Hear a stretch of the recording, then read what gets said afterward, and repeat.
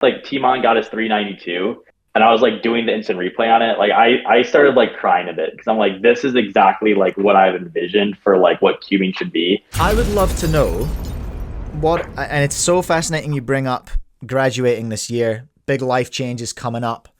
What is that? I suppose that affects this question then. What are the long term goals? What do you think the long term kind of vision is for, I guess, for Happy Feet, but also for like streaming, live streaming, cubing? Like, what's your vision for cubing? And let's pretend this is a job interview. Where do you see yourself in 5 years? Yeah. You know, what's the 5 year plan?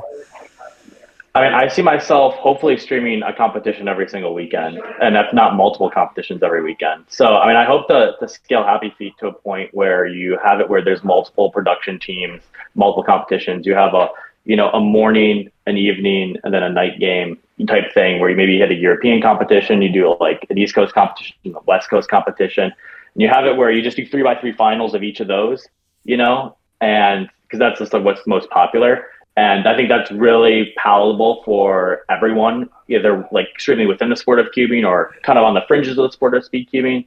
And, that's like, I would love to be at that point and be able to do that. And I think that's really cool. Obviously, I think, it's going to change. And like, obviously whatever the market guides it to that, like in terms of live stream, I'd love to do that. I also would love to just do a lot of other multimedia stuff in cubing too, like editing videos, just creating more media around it. Like I love like the Cubecast because it just creates more fandom around cubing for the most part. Like just people having their own shows and things like that. I think creating more personalities, more like talking heads in cubing, like just making it more look like a more traditional sport in general is something that I think is just like really cool. And I think we're headed in that direction too.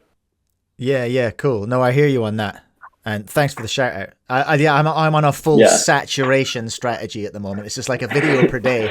Yeah. Saturation is the idea, just to expand that out, and people seem to be digging it, so that's kind of cool.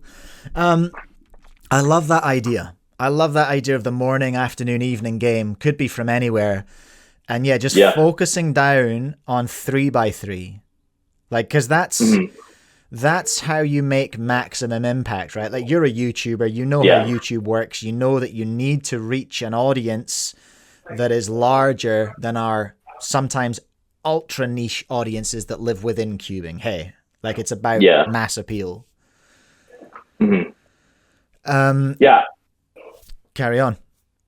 Yeah, no, I would say I think for the most part, like there's like whenever you just kind of look at the stats on it, when it comes to 3x3 finals, just maybe because I see the numbers when I go into like when I'm broadcasting competitions, any kind of competition I live stream, viewership doubles to triples when it comes to 3x3 finals across like everything. So, and I've talked to other cubers before, and like any top 25 cuber is getting sponsored, getting more like, money and like benefits from sponsorships than any other cuber outside, like in the top like 2 or 3 in other events too. So I think it just goes to show like where people kind of like, where the most money and the most impact comes from is like top 3x3 top solvers and that sort of thing. I think you even see it with NA All Stars, like being at NA All Stars and like live streaming that event where you had the top 30 speed cubers in North America all solving.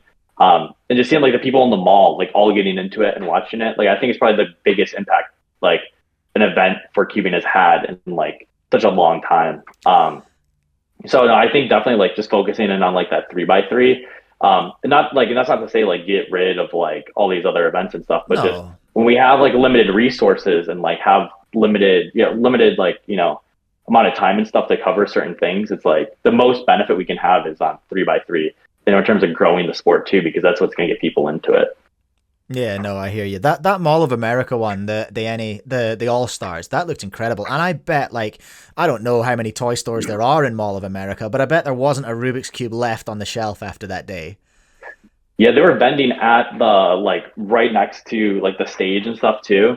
And they had cubers teaching, like when like top solvers were like eliminated, they would sit there and they would teach kids that would come up like how to do like first layer and stuff too. So it was like overall just like one like such a great event for cubing. Like literally when like Timon got his 392 and I was like doing the instant replay on it, like I started like crying a bit because I'm like, this is exactly like what I've envisioned for like what cubing should be, is like this right here. And it's like people are just like cheering and like crowds like surrounding it. We have like this giant instant replay going on the jumbotron. Like this is how cubing was like meant to be presented. This is why I knew it could always be, and like it's finally come to like to be. So that like that event was like definitely like the standard of like all around, like not just like the live stream and like the format, but like even just having like cubers being able teaching like younger kids how to solve cubes, and like having the local toy stores and like the mall like have it out and like selling cubes and stuff too. Like just the absolute feeder event for like growing publicity for cubing. Yeah, that's the one. That's the one. It's only 3x3 for breaking through into the mainstream. Yeah. We're of the same opinion here. Like we're not going to find an argument here, but it's like it's 3x3. 3x3 is our event. That's the one that we should be pushing. Our niche specialists are not going to like this, but yeah, we need to lean in on 3x3 and double down.